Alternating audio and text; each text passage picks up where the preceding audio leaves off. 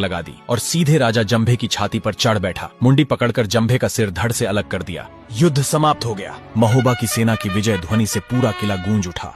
आल्हा के आदेश पर बोना चोर ने पूरा मांडवगढ़ लूट लिया। के बड़े लड़ैया महुआ बारे, इनकी मार सही न जाए, एक मारे दुई मर जाए, तीसरा खौफ खाए मर जाए। जब आल्हा की नजर देवसेना पर पड़ी, आल्हा क्रोधित हो उठा। उसने मलखान से गरजते हुए कहा, मलखान, इसकी गर्दन उतार ले। अगर ये जिंदा रह गई तो अपने बाप का बदला लेने जरूर आएगी। रानी कुशला आल्हा के सामने गिड़गिड़ाने लगी और दया की भीख मांगने लगी।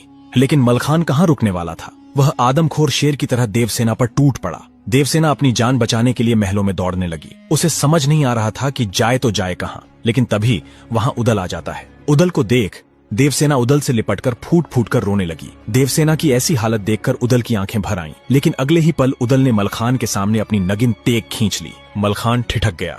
उदल का ऐसा व्यवहार देख मलखान को बड़ा आश्चर्य हुआ। उसने कहा, उदल, एक स्त्री के लिए तूने अपने भाइयों के खिलाफ तलवार उठा ली। उदल ने देखा कि उसने मलखान के सामने तलवार तान रखी है। तत्क्षण अपनी गलती का एहसास हुआ। उदल घुटनों के बल गिर पड़ा और हाथ जोड़ लिए। उदल की आंखों में आंसू देखकर मलखान को समझने में देर न लगी कि अगर आज इस तूफान को नहीं रोका गया तो मांडवगढ़ के साथ महोबा भी बर्बाद हो जाएगा। आखिरकार मलखान ने देवसेना से विवाह न करने की शर्त पर देवसेना की जान बख्श दी। अब घर लौटने की बारी थी। आल्हा और मलखान अपने पिता की अस्थियों को लेकर हरिद्वार चले गए और हरिद्वार पहुंचते ही उन्होंने पूरे विधि विधान के साथ अपने पिता की अस्थियों को गंगा में विसर्जित कर दिया।